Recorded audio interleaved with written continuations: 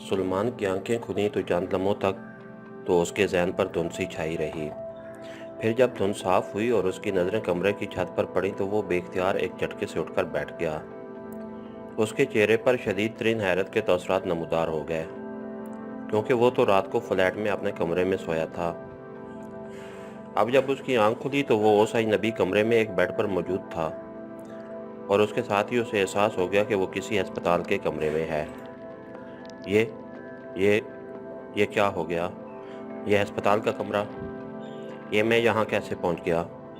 سلمان نے حیرت بھرے انداز میں بڑبڑاتے ہوئے کہا، اور پھر اس سے پہلے کہ وہ مزید کچھ سوچتا، کمرے کا دروازہ کھلا اور ایک نرس اندر داخل ہوئی، اور وہ سلمان کو بیڈ پر بیٹھے دیکھ کر اچھل پڑی۔ آپ کو ہوش آ گیا؟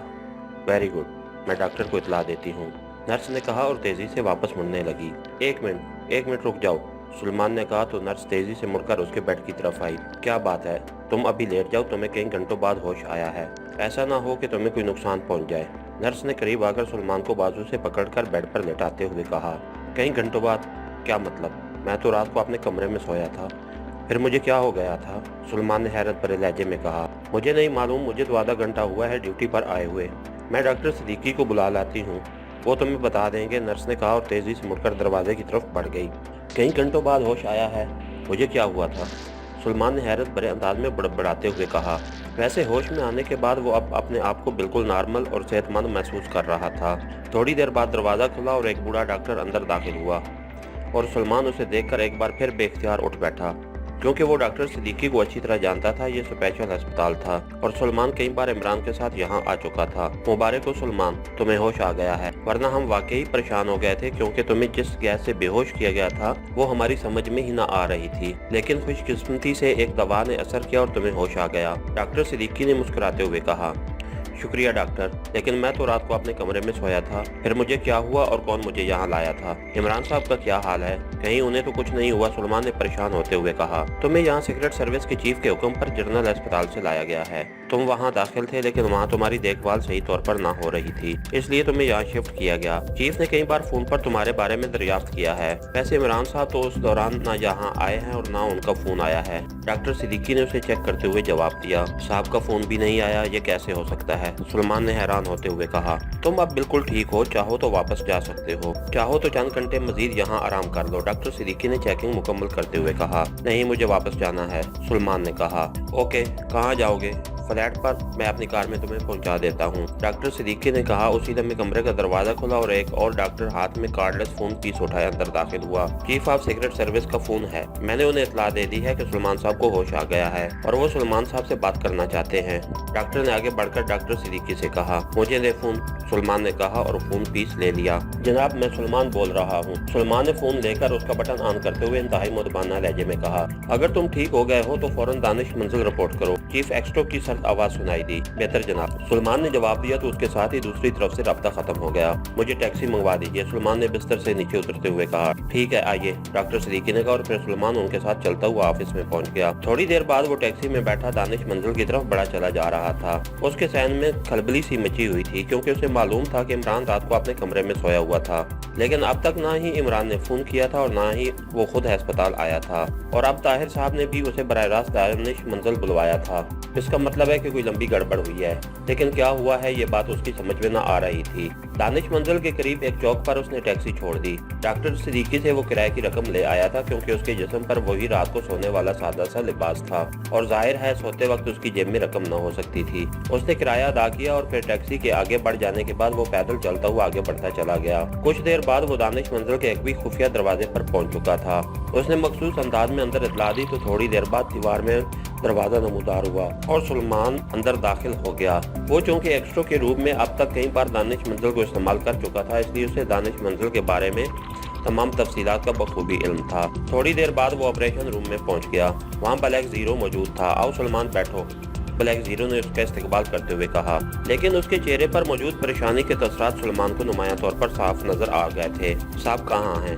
طاہر صاحب، सलमान ने कुर्सी पर बैठते हुए कहा। यही बात तो मैंने तुमसे मालूम करनी है कि इमरान साहब कहाँ हैं, क्योंकि उनका कहीं पता नहीं चल रहा। ब्लैक जीरो ने कहा तो सलमान चौंक पड़ा। क्या मतलब? साहब तो रात को अपने बेडरूम में सोए हुए थे, मैं अपने कमरे में था। अब मेरी आंख खुली तो मैं अस्पताल में था, सलमान ने कहा। तुमने फ्लैट का हिफाजती निजाम ऑन किया था? ब्लैक जीरो ने पूछा। हाँ, ये मेरी आदत है कि सोने से पहले मैं लाजमन हिफाजती निजाम ऑन कर देता हूँ, और मुझे अच्छी तरह याद है कि मैंने उसे ऑन किया था, सलमान ने जवाब दिया। मैंने इमरान साहब से एक जरूरी बात करनी थी, इसलिए मैंने सुबह फ्लैट पर फोन किया तो वहाँ से किसी ने फोन अटेंड न किया, तो मैं परेशान हो गया, क्योंकि आजकल सीक्रेट सर्विस में कोई केस न था, इसलिए इमरान साहब के इतने सवेरे फ्लैट से चले जाने का भी कोई स्कोप न था। और यह भी मुझे मालूम था कि तुम भी 10-11 बजे से पहले मार्केट नहीं जाते। चुनांचे मैंने जोसेफ को कॉल करके फ्लैट पर पहुंचने के लिए कहा। फिर जोसेफ ने मुझे फ्लैट के करीब पब्लिक फोन से फोन करके बताया कि फ्लैट को पुलिस ने सील कर दिया है, और हमसायों ने बताया है कि तुम अपने बेडरूम में बेहोश पड़े हुए मिले थे। फ्लैट का दरवाजा खुला हुआ था और इमरान भी मौजूद न था। जोसेफ ने हमसायों से जो कुछ मालूम किया उसके मुताबिक सुबह सवेरे बेकरी का सामान देने वाला लड़का फ्लैट पर आया तो फ्लैट का दरवाजा पूरी तरह खुला हुआ था। क्योंकि उस लड़के के लिए ये नई बात थी, इसलिए वो अंदर चला गया,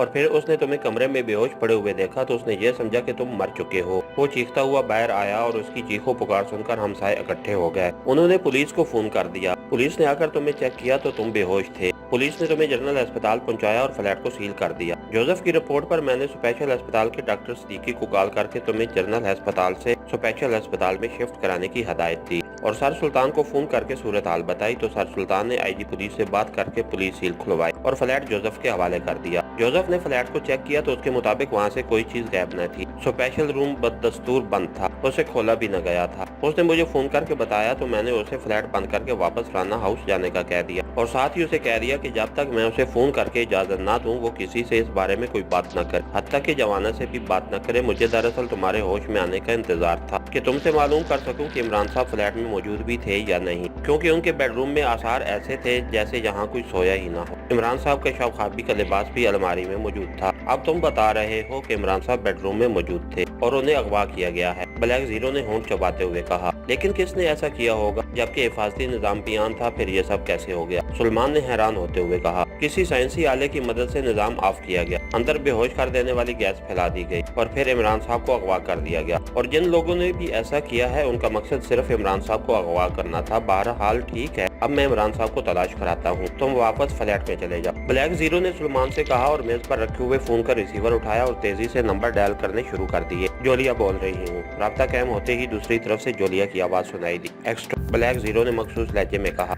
यस सर। जोलिया का लहजा मुतबाना हो गया। इमरान को रात के वक्त इसके फ्लैट से अगवा कर दिया गया है। पहले फ्लैट का निजाम किसी साइंसी आले से बेकार किया गया और फिर फ्लैट में बेहोश कर देने वाली गैस फैला दी गई और फिर पुरअसरार अंदाज में इमरान को अगवा कर लिया गया है। तुम सीक्रेट सर्विस के तमाम मेंबर्स को हदायत दे दो कि वो फौरन पूरे शहर में इमरान को तलाश करने के लिए काम करें। खास तौर पर एयरपोर्ट को चेक किया जाए और एयरपोर्ट अस्पताल भी और प्राइवेट अस्पताल भी, ब्लैक जीरो ने हदायत देते हुए कहा। किसने ऐसा किया होगा? जोलिया ने इंतहाई परेशान से लहजे में कहा। यही तो मालूम करना है। फौरी तौर पर यह काम शुरू करो और हर वो जगह चेक करो जहां इमरान को ले जाया जा सकता है। सफ्तर और कैप्टन शकील को कह दो को वो एयरपोर्ट से मालूम करें कि किसी मरीज या लाश को तो आज मुल्क से बाहर आम फ्लाइट में या किसी चार्टर्ड तैयारे से तो नहीं ले जाया गया। चौहान और नोमानी को कह दो कि वो इमरान के फ्लैट के इर्द गिर्द के इलाके में मालूमात हासिल कर, शायद किसी ने इस वारदात को देखा हो। टैक्सी स्टैंड से भी मालूमात हासिल की जाए और प्राइवेट अस्पताल भी चेक किए जाए, क्योंकि इमरान को किसी गैस से बेहोश करके ले जाया गया है। हो सकता है कि उसे पहले किसी अस्पताल में रखा गया हो, ब्लैक जीरो ने तेज लहजे में कहा। यस सर, जोलिया ने जवाब दिया और ब्लैक जीरो ने रिसीवर रख दिया। तुम फ्लैट पर जाओ, ला मोहल्ला मेंबर्स तुमसे भी राब्ता करेंगे। वैसे तुम खुद भी इर्द गिर्द हमसायों से मालूमात करो, हो सकता है कि तुम्हें कोई क्लियो मिल जाए। अगर ऐसा हो तो मुझे फोन करके बता देना, ब्लैक जीरो ने कहा और सलमान सर हिलाता हुआ उठ खड़ा हुआ और फिर वो अकबी दरवाजे की तरफ बढ़ गया। थोड़ी देर बाद फोन की घंटी बाज उठी और ब्लैक जीरो ने हाथ बढ़ाकर फोन का रिसीवर उठा लिया। ब्लैक जीरो ने मखसूस लहजे में कहा। सुल्तान बोल रहा हूँ, मैंने अस्पताल फोन किया था, वहाँ से पता चला कि सलमान को होश आ गया है और वो तुम्हारे फोन करने पर फौरी अस्पताल से चला गया। क्या पोजीशन है? इमरान फ्लैट में था या नहीं? सर, सुल्तान ने तशवीश भरे लहजे में कहा तो ब्लैक जीरो ने उन्हें सलमान से होने वाली बातचीत के साथ سیکرٹ سروس کو عمران کی برآمدگی کی ہدایات دیے جانے تک کی ساری تفصیل بتا دی۔ پہلے تو کبھی ایسا نہیں ہوا، کون ایسا کر سکتا ہے؟ سر سلطان نے انتہائی پریشان سے لہجے میں کہا۔ آپ پریشان نہ ہو جناب، مجھے یقین ہے کہ عمران صاحب جہاں بھی ہوں گے بخیریت ہوں گے۔ اگر انہیں اغوا کرنے والوں کا مقصد انہیں کوئی نقصان پہنچانا ہوتا تو وہ یہ کام فلیٹ پر بھی کر سکتے تھے۔ ہو سکتا ہے کہ وہ لوگ عمران صاحب سے کوئی خاص کام لینا چاہتے ہوں اور عمران صاحب کو جیسے ہی ہوش آیا پھر وہ خود بھی اپنی حفاظت کر سکتے ہیں۔ ویسے اب سیکرٹ سروس نے کام شروع کر دیا ہے، جلد ہی ہم ان کا کلیو نکال لیں گے۔ بلیک زیرو نے سر سلطان کو تسلی دیتے ہوئے کہا۔ جلد از جلد اس کا کھوج نکال۔ ویسے نہ جانے کیوں میرا دل کہہ رہا ہے کہ عمران خیریت سے ہے۔ بہرحال پھر بھی اس سلسلے میں کسی قسم کی غفلت مت کر۔ عمران پاک ایشیا کا وہ سرمایہ ہے جس کا کوئی متبادل ہی نہیں، سر سلطان نے کہا۔ جناب آپ بے فکر رہیں، میں جلد ہی آپ کو خوشخبری سناؤں گا، بلیک زیرو نے کہا تو دوسری طرف سے رابطہ ختم ہو گیا اور بلیک زیرو نے ایک طویل سانس لیتے ہوئے ریسیور رکھ دیا۔ ویسے اس کے اپنے ذہن میں کھلبلی مچی ہوئی تھی، اسے واقعی سمجھ نہ آ رہی تھی کہ آخر یہ سب کیوں اور کیسے ہوا اور اب عمران کہاں ہوگا اور کس پوزیشن میں ہوگا۔ پھر تقریباً 1 گھنٹے بعد فون کی گھنٹی بج اٹھی تو بلیک زیرو نے جھپٹ کر ریسیور اٹھا لیا۔ بلیک زیرو نے اپنے مخصوص لہجے میں کہا، صفدر بول رہا ہوں جناب، امپورٹ سے عمران کو بے ہوش کے عالم میں ایک چارٹرڈ طیارے سے کارمن لے جایا گیا ہے۔ لے جانے والے بھی کارمن ہی تھے، ان لوگوں کی تعداد 4 تھی، صفدر نے کہا۔ تفصیل بتاؤ، بلیک زیرو نے سرد لہجے میں کہا۔ جناب ایک طیارہ آج صبح 7 بجے چارٹرڈ کرایا گیا۔ ایئرپورٹ حکام کو بتایا گیا کہ ایک انتہائی سیریس مریض کو لے جانا ہے، ڈاکٹر بھی ساتھ ہوں گے۔ مریض کا تعلق کارمن سفارت خانے سے بتایا گیا اور مریض کا نام شوانگر بتایا گیا تھا، ان کے کاغذات بھی موجود ہیں۔ ایئرپورٹ حکام نے اپنے طور پر بھی ڈاکٹر کو بلا کر تصدیق کرائی تو ایئرپورٹ کے ڈاکٹر نے بھی یہی رپورٹ دی کہ مریض واقعی سیریس کنڈیشن میں ہے۔ چنانچہ طیارہ چارٹر کر دیا گیا اور وہ مریض کو لے کر فلائی کر گیا۔ میں نے اس ڈاکٹر سے رابطہ کر کے معلومات حاصل کی ہیں، اس نے مریض کے جو قد و قامت بتایا ہے وہ عمران صاحب سے ملتا ہے۔ اس نے بتایا ہے کہ مریض بے ہوش تھا اور ساتھ جانے والے ڈاکٹروں نے جو رپورٹ ڈاکٹر کو دکھائی تھی اس سے معلوم ہوتا تھا کہ مریض ذہنی بخار میں مبتلا ہے۔ چنانچہ ڈاکٹر نے رسمی طور پر چیک کیا اور پھر سرٹیفکیٹ دے دیا۔ میں نے کارمن ایئرپورٹ سے معلوم کر لیا ہے، چارٹر طیارہ آپ سے 2 گھنٹے پہلے وہاں پہنچا ہے اور مریض کو ایئرپورٹ سے وہاں کے ایک مشہور پرائڈ ہسپتال کی ایمبولینس میں لے جایا گیا ہے۔ اس پر میں نے پرائڈ ہسپتال کے نمبر معلوم کر کے وہاں فون کیا تو وہاں اس نام کے کسی مریض کو داخل نہیں کیا گیا اور نہ ان کی ایمبولینس ایئرپورٹ سے کسی مریض کو لینے گئی ہے، صفدر نے تفصیل بتاتے ہوئے کہا۔ تم نے معلوم کیا ہے کہ مریض کس لباس میں تھا اور اسے کس چیز پر ایئرپورٹ لے آیا گیا تھا؟ بلیک زیرو نے پوچھا۔ یس سر، مریض پتلون اور قمیض پہنے ہوئے تھا اور اسے مقامی کرسٹن ہسپتال کی ایمبولینس میں ایئرپورٹ لایا گیا تھا۔ میں نے کرسٹن ہسپتال فون کر کے معلوم کیا ہے تو انہوں نے بتایا ہے کہ ان کی ایک ایمبولینس رات کو ہسپتال سے اچانک غائب ہو گئی۔ انہوں نے صبح معلوم ہونے پر پولیس کو اطلاع دی تو پولیس نے اس ایمبولینس کو ایئرپورٹ کی پارکنگ میں کھڑے دیکھا اور اسے اپنی تحویل میں لے کر ہسپتال والوں کو اطلاع دی۔ ہسپتال کے منتظمین اس بات سے انکاری ہیں کہ ان کے ہسپتال سے کوئی مریض کارمن یا ایئرپورٹ بھجوایا گیا ہے۔ اس کے بعد میں نے کارمن سفارت خانے فون کر کے انکوائری کی ہے، لیکن وہ سرے سے ہی اس سارے واقعہ سے بے خبر ہیں، صفدر نے جواب دیتے ہوئے کہا۔ تم ان سب کاغذات کی کاپیاں ایئرپورٹ سے حاصل کرو اور پھر ان پر موجود فوٹوؤں کی مدد سے ہوٹلوں میں چیکنگ کرو، یقیناً یہ لوگ کسی نہ کسی ہوٹل میں ٹھہرے ہوں گے، بلیک زیرو نے کہا اور ریسیور رکھ دیا۔ جو کچھ صفدر نے بتایا تھا اس سے تو یہ ظاہر ہوتا تھا کہ عمران کو باقاعدہ منصوبہ بندی کے تحت اغوا کر کے کارمن لے جایا گیا ہے۔ اس نے میز کی دراز کھول کر اس میں سے سرخ کور والی ڈائری نکالی اور پھر اسے کھول کر اس نے اس کی ورق گردانی شروع کر دی۔ کافی دیر تک وہ اسے دیکھتا رہا، پھر اس نے اسے بند کر کے واپس دراز میں رکھ دیا اور فون کا ریسیور اٹھا کر نمبر ڈائل کرنے شروع کر دیے۔ Craft corporation. رابطہ قائم ہوتے ہی ایک نسوانی آواز سنائی دی، منیجر گلبرٹ سے بات کرائیں۔ میں پاک ایشیا سے بول رہا ہوں، بلیک زیرو نے کہا۔ ہولڈ آن کریں، دوسری طرف سے کہا گیا۔ ہیلو، گلبرٹ بول رہا ہوں۔ چند لمحوں بعد ایک مردانہ آواز سنائی دی، اسپیشل نمبروں پر کال کرو گلبرٹ، بلیک زیرو نے اس بار ایکسٹرو کے مخصوص لہجے میں کہا اور ریسیور رکھ دیا۔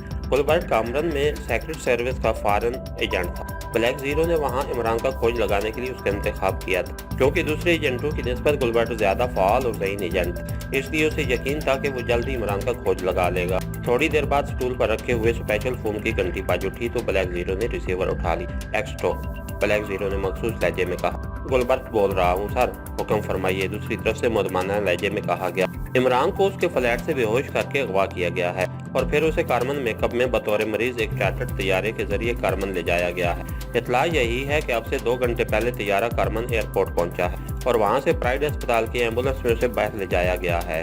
پرائڈ ہسپتال کی انتظامیہ کے مطابق ایمبولینس نے ایئرپورٹ سے کسی مریض کو پک نہیں کیا तुम फौरी तौर पर अपने पूरे ग्रुप को हरकत में ले आओ और इमरान का खोज निकालो। मैं जल्द अज जल्द उसकी बरामदगी चाहता हूँ। तैयारे के बारे में तफसीलात तुम एयरपोर्ट से हासिल कर सकते हो, ब्लैक ज़ीरो ने मखसूस लहजे में कहा। यस सर, दूसरी तरफ से मुख्तसर से जवाब दिया गया और ब्लैक ज़ीरो ने रिसीवर रख दिया। उसे गुलबर्ट की सलाहियतों का पूरी तरह इल्म था, इसलिए उसे यकीन था कि गुलबर्ट जल्द अज जल्द इमरान का सुराग लगा लेगा। फिर तकरीबन आधे घंटे बाद फ़ोन की घंटी एक बार फिर बज उठी तो ब्लैक ज़ीरो ने हाथ बढ़ाकर रिसीवर उठा लिया। एक्सटो, ब्लैक ज़ीरो ने कहा। जोलिया बोल रही हूँ बॉस। दूसरी तरफ से जोलिया की आवाज़ सुनाई दी। यस, क्या रिपोर्ट है? ब्लैक ज़ीरो ने पूछा। सर, इमरान को अगवा करने वाले यहाँ ग्रांड होटल में ठहरे थे। कागजात की रूह से वो कारमन बाशिंदे थे और सेहत के लिए यहाँ आए थे। उनकी तादाद 5 थी, जिनमें एक लड़की भी शामिल थी, क्योंकि उस लड़की और उन 4 अफराद को ही एक आदमी ने इमरान के फ्लैट से उतरते देखा था। एक बंद बाडी की वैगन इमरान के फ्लैट के साथ खड़ी हुई देखी गई थी। उस बंद बाडी की वैगन को भी ट्रेस कर लिया गया है। राशिद कॉलोनी की एक कोठी में ये वैगन मौजूद है। इस कोठी को एक कारमन बाशिंदे ने एक हफ्ता कबल किराए पर हासिल किया था। इस कोठी से एक एम्बुलेंस को भी निकलते हुए देखा गया है, जोलिया ने कहा। सफ्दर की रिपोर्ट के मुताबिक इमरान को यहाँ से कारमन ले जाया गया है और उसकी तस्दीक भी हो चुकी है। वहाँ फॉरेन एजेंट इमरान का खोज लगाने में मसरूफ है। तुम इस कोठी और इस बंद बाडी वैगन की अच्छी तरह तलाशी लो, हो सकता है उन मुजरमों के बारे में कोई क्लू सामने आ जाए, ब्लैक ज़ीरो ने कहा। पास इमरान बखैरियत तो होगा, जोलिया ने हिचकिचाते हुए लहजे में कहा। मेरा ख्याल है कि वो बखैरियत ही होगा।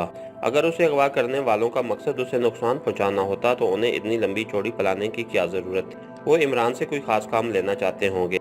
हाँ, अगर इमरान ने खुद कोई गलत हरकत कर डाली तो फिर उसकी जिंदा वापसी मुश्किल हो सकती है, लेकिन इमरान जैसे आदमी से ये तवक्को नहीं की जा सकती कि वो गलत हरकत करेगा, ब्लैक ज़ीरो ने कहा और रिसीवर रख दिया। वो चूंकि जोलिया की कल्बी कैफियत को समझता था, इसलिए उसने तफसील से बात की थी और उसे तसल्ली भी दे दी थी। इसके साथ ही हमारी आज के एपिसोड का इख्तिताम हो। कहानीकार चैनल को लाइक कीजिए, सब्सक्राइब कीजिए और बेल आइकन को प्रेस कर दीजिए ताकि आने वाली नई वीडियो आप तक पर वक्त पहुँच सके।